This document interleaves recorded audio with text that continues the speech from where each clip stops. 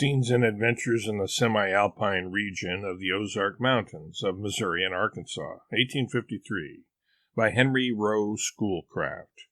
Incidents of Travel, Chapter 3, Part 2, Number 9. It was fine autumn weather. The leaves of the forest were mostly sere, and the wind scattered them about us with an agreeable movement as we wound among the hills. We were evidently following an old Indian trail and finding a rather tenable old wigwam constructed of poles and bark. We pitched upon it as our first place of encampment. My kind host from Kentucky, with whom I had been staying, accompanied us thus far to see us safely in the woods and taught me the art of hobbling a horse and tying on his night bale. The hunters, who had talked rather vaingloriously of their prowess among wild animals and Osages, one by one found obstacles to impede their going. Finally, one of my companions was compelled to return, owing to a continued attack of fever and ague. I determined nevertheless to proceed, thinking that a hunter could be found to join us before quitting the verge of civilization. Having unpacked Butcher, prepared him for the night, stowed away the baggage, and built a fire, I took my gun and sallied out into the forest, while my companion prepared things for our supper. I found the greatest abundance of large, black, and gray squirrels in a neighboring wood, and returned with a number of the finest of them in season to add to our evening's meal. A man's first night in the wilderness is impressive. Our friends had left us and returned to Potosi. Gradually all sounds of animated nature ceased. When darkness closed around us, the civilized world seemed to have drawn its curtains and excluded us. We put fresh sticks on the fire, which threw a rich flash of light on our camp, and finally wrapped ourselves in our blankets, and amidst ruminations on the peculiarities of our position, our hopes, and our dangers, we sank to sleep. November 7th. The first thing listened for this morning was the tinkle of our horse's bell, but Butcher was gone. All my precautions had been in vain. The poor beast appeared to have had a presentiment of the hard fare that was before him, and although his 4 feet were tethered, and he must lift up both together to jump, yet, having a strong recollection of the corn fodder and juicy blades left behind him, he had made his way back to the mines. I immediately went in pursuit of him. He was easily tracked until he got to a space of rank herbage, where I lost the track, and hearing at the same moment a bell to the left, I pursued the sound over hill and through dale, till I came out at a farmyard on Mine Creek, 4 miles below Potosi, where I found the bell whose sound I had followed attached to the neck of a stately penned ox. The owner told me the Butcher had reached the mines and been sent back to my camp by his former owner. I had nothing left but to retrace my steps, which, luckily, were but the shorter line of an acute triangle. I found him at the camp. It was, however, 10 o'clock before our breakfast was dispatched and the horse repacked ready for starting. We took the labor of leading the horse and carrying the compass and guiding day about, so as to equalize these duties, and leave no cause for dissatisfaction. Our trail carried us across a succession of elevated and arid ridges called the Pinery. Not a habitation of any kind, nor the vestiges of one was passed. Neither did we observe any animal or even bird. The soil was sterile, hard, and flinty, bearing yellow pines with some oaks. Our general course was west-southwest. The day was mild and pleasant for the season. For a computed distance of 14 miles, we encountered a succession of ascents and descents, which made us rejoice as evening approached to see a tilled valley before us. It proved to be the location of a small branch of the Merrimack River, called by its original French name of Fort Charquois. The sun sank below the hills as we entered this valley.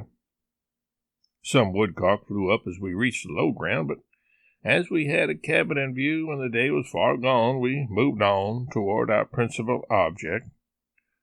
Presently, the loud barking of dogs announced our approach. They seemed by their clamor as pertinacious as if 2 wolves or panthers were stealing on the tenement, till they were silenced by the loud commands of their master.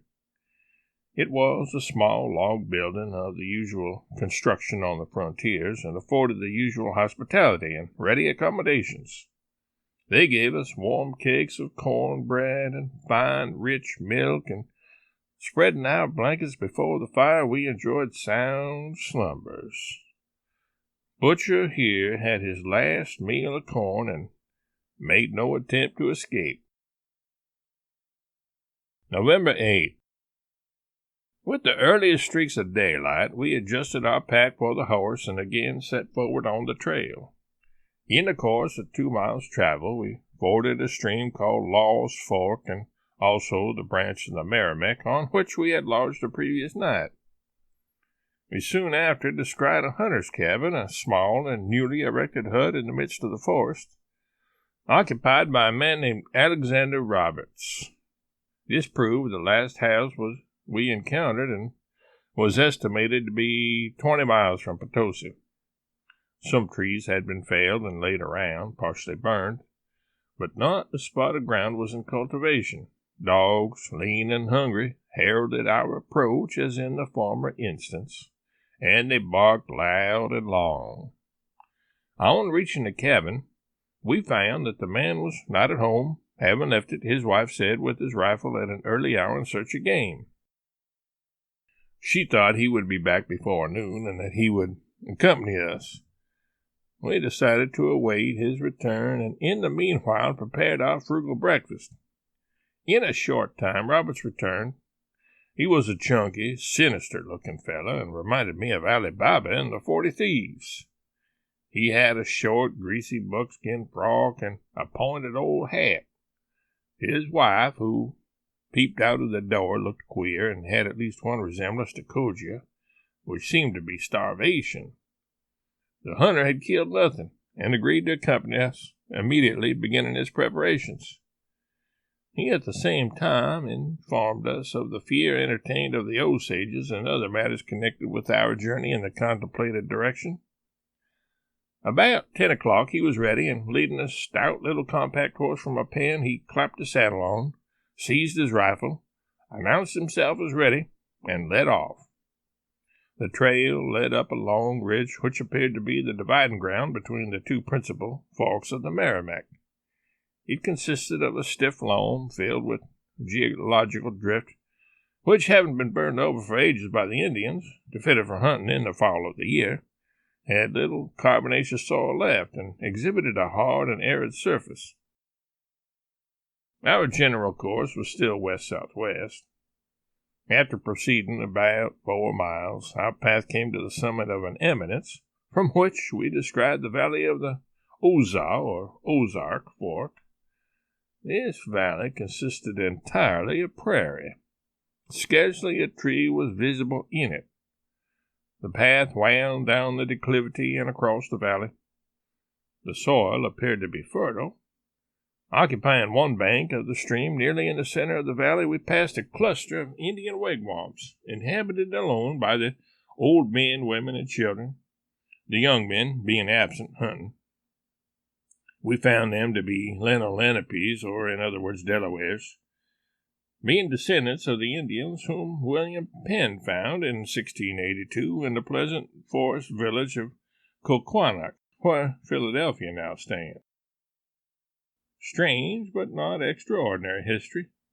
They have been shoved back by civilization in the course of 136 years' mutations over the Alleghanies, over the Mississippi, into the spurs of these mountains.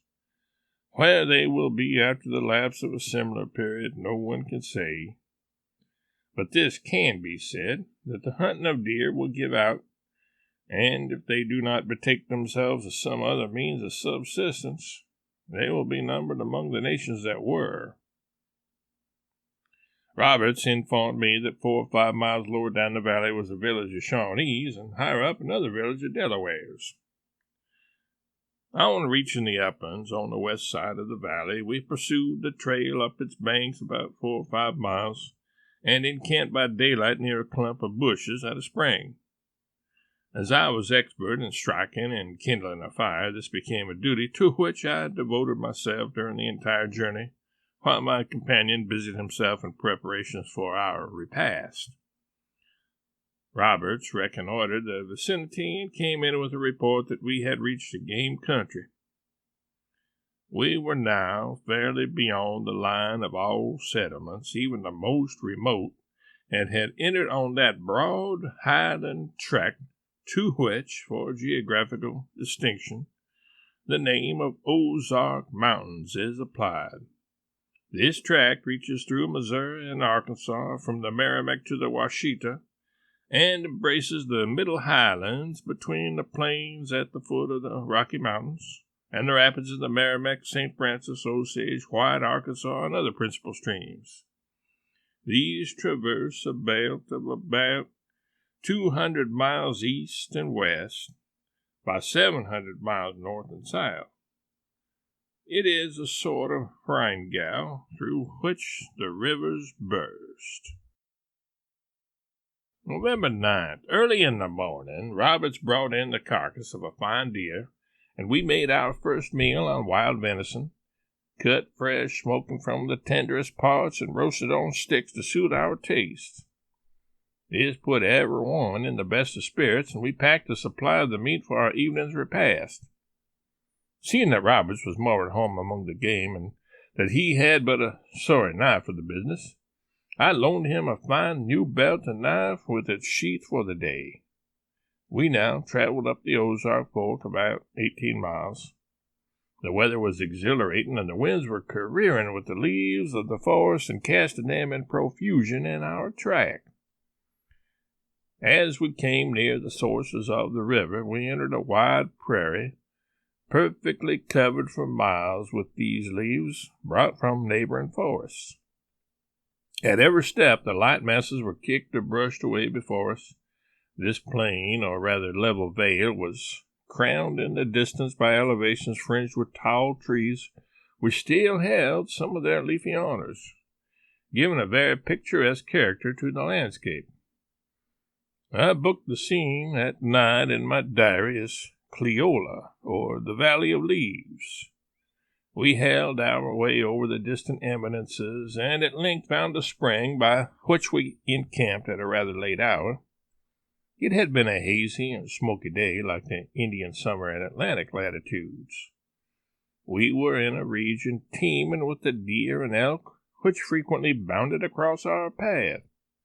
The crack of Robert's rifle also added to the animation of the day's travel, though we might have known from his unsteady bandit eye that he meditated something to our damage.